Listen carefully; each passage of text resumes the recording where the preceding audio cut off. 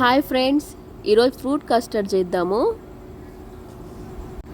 Okay, already నేను పాలను మరిగిస్తున్నాను. మనకు కావాల్సిన ఫ్రూట్స్ని యాడ్ చేసుకోవచ్చు, చిన్న చిన్న స్లైసెస్ కట్ చేసి. అలాగే కస్టర్డ్ పౌడర్ని వాటర్లో మెల్ట్ చేసుకోవాలి. బాగా వాటర్లో కానీ లేదా మిల్క్లో కానీ బాగా మెల్ట్ చేసుకోవాలి. ఓకే, నెక్స్ట్ పాలు బాగా మరిగాయి. ఇప్పుడైతే మనం ఇందులో షుగర్ని యాడ్ చేద్దాం. మన స్వీట్నెస్ తగినంతగా మీరు తీపి ఎంత తింటారో అంత షుగర్ని యాడ్ చేసుకోండి. అలాగే నెక్స్ట్ ఇందులో మనం ముందుగా కలుపుకున్న కస్టర్డ్ పౌడర్, ఆ వాటర్ని ఇందులో యాడ్ చేసుకుందాము.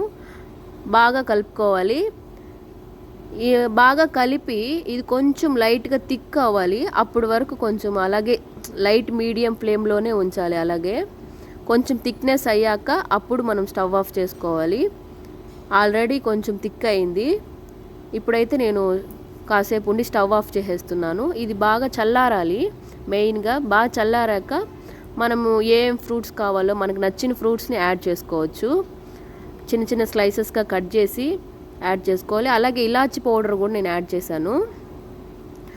ఇప్పుడైతే మనకు నచ్చిన ఫ్రూట్స్ని యాపిల్, దానిమ్మ, బనానా, అలాగే కొంచెం డ్రై ఫ్రూట్స్ లేదా గ్రేప్స్, మ్యాంగో, మనకు నచ్చిన ఫ్రూట్స్ని యాడ్ చేసుకొని, అలాగే డ్రై ఫ్రూట్స్ ఏది కావాలన్నా అలా అవన్నీ యాడ్ చేసుకోవాలి.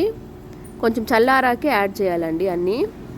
ఇప్పుడైతే మన ఫ్రూట్స్ అన్నీ యాడ్ చేశాక కాసేపు బయటే ఉంచి ఒక 2 or 3 hours ఫ్రిడ్జ్లో పెట్టి బాగా చల్లగా అయినాక తింటే చాలా టేస్టీగా ఉంటుందండి. సమ్మర్కి హెల్దీ కూడా, అందరూ చాలా ఇష్టంగా తింటారు.